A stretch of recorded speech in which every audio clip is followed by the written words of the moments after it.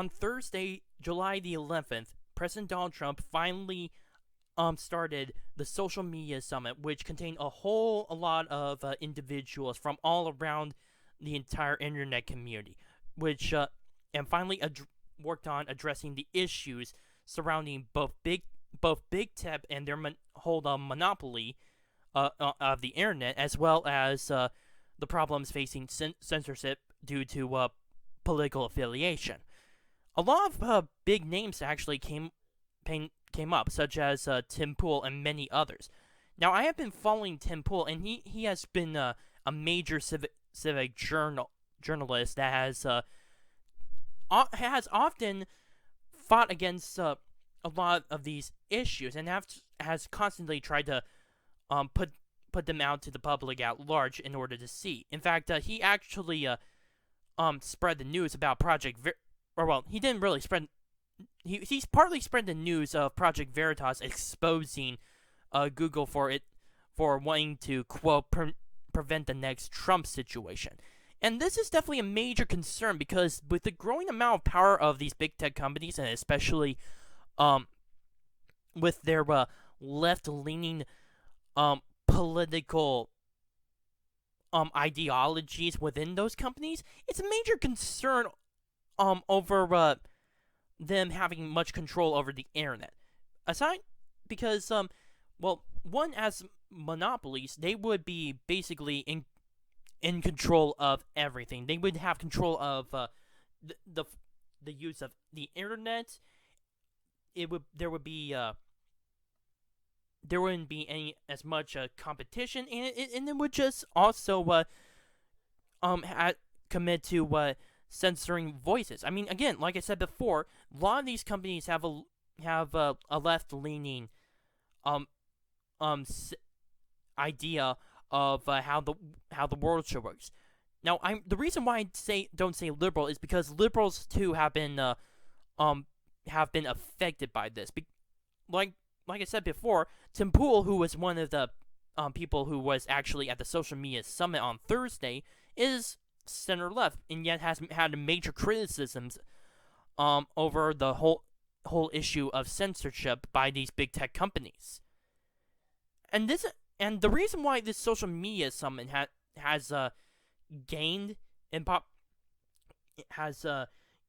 in awareness is not just simply because of the increase of censorship among conservatives, but again, what Project Veritas has been doing.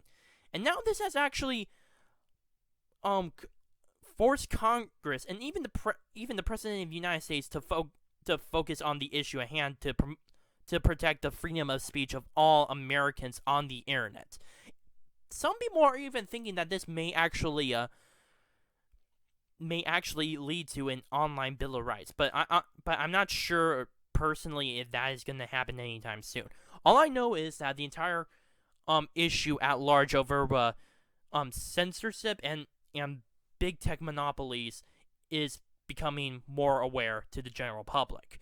Now, the mainstream media, though, was not really invited to this entire summit, like Twitter, Google, and Facebook, because this is obviously has to deal with many of the individuals who are supposed to be on these platforms, allowing them to speak their own minds instead of being told by the company on what to or what not to say. And I think it's a very appropriate thing. A very, very appropriate thing. Again, this is just a ways for the common man to finally allow his voice to be heard instead of these top big corporations to basically control the entire narrative of the situation. And again, I like that about this summit. Although, to be fair, there have been a few people who did not go to this summit. I have no idea why. In fact, there's this one guy which Paul Joseph Watson actually mentioned, he actually tweeted about it. It's called Gur Graphics Cartoons, and he basically makes cartoons that are basically pro-Trump, and basically attacks the entire left as a whole, especially with their ridiculous criticisms about the president. And he originally was invited to the summit, but then he was disinvited, and it was eventually what somehow got into CNN and it was reported on. But honestly, I think this may actually serve as a political purpose in of itself, because there have been other people aside from GER Productions. Take Andrew Taba of Gab. He's one of the most censored guys in all of YouTube, and he's been a well-known individual who talks about these certain issues. Now, considering that he was also disinvited, I would say that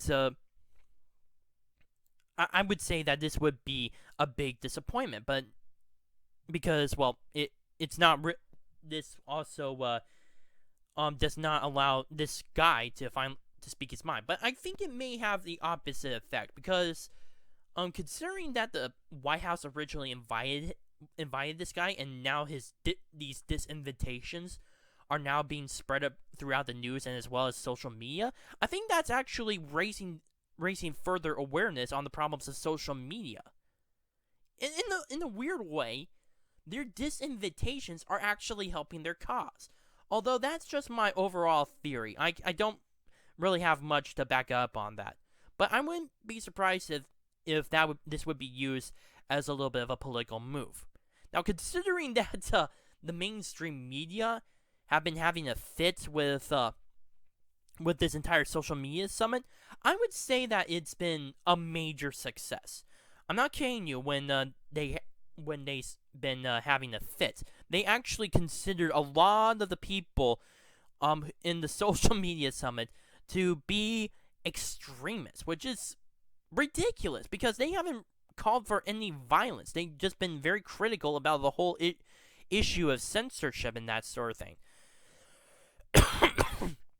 Hell, one time one article even called Tim Pool a right-winger. Like I said before, he's a liberal, or at the very least, a moderate. And so it doesn't really make any sense whatsoever. Again, this only shows that the problem is major. If the mainstream media is having a fit over this, then and as well as the big tech corporations, it's obvious that this issue is very apparent, and that it's being spread this awareness is being spread across the public. Now, I don't know what measures are going to occur as a result of this. Although President Donald Trump tweeted that his administration is intending to find a way to protect the online freedom of speech of all Americans. But, I would say that even if it's just a summit, it's been a major victory so far. Again, it's spread the whole awareness of the problem with the censorship and the conflict and its conflict with free speech. So I think that alone is a win. Again, I don't know what's going to happen in terms of what Donald Trump may do in terms of trying to promote freedom of speech across the social media. But if there's one thing I know about President Donald Trump, he definitely is very what would be the best word for it? Very aware of the issue at hand, and he intends to combat this issue. After all, he did combat the issue with freedom of speech on college campuses with his executive order. So it may result to something similar to that. It could be an executive order. It could be an online bill of rights. I don't know, but only the future holds on what might happen.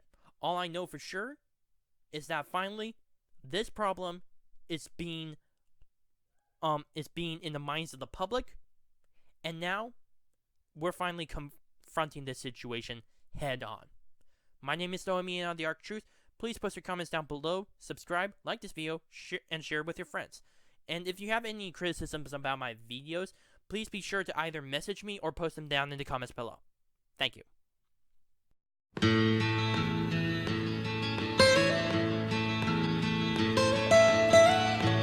Almost heaven, West Virginia, Blue Ridge Mountain.